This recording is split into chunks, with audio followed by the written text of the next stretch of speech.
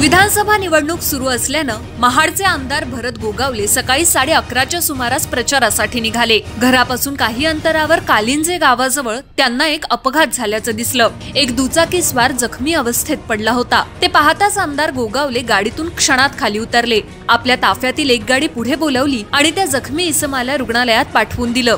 बाकी काही असो, गरज असते तेव्हा देवासारखा धावून येतो, ही प्रतिक्रिया एका प्रत्यक्षदर्शीची।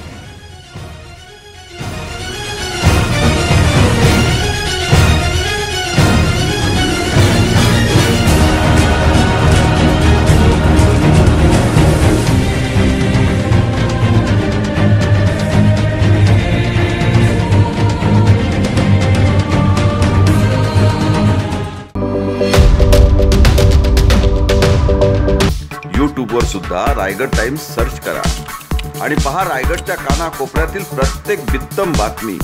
आणि हो, लगेच सबस्क्राइब बटनवर क्लिक करायला विसरू नका। रायगड टाइम्स, आपलं चॅनल, आपला आवाज।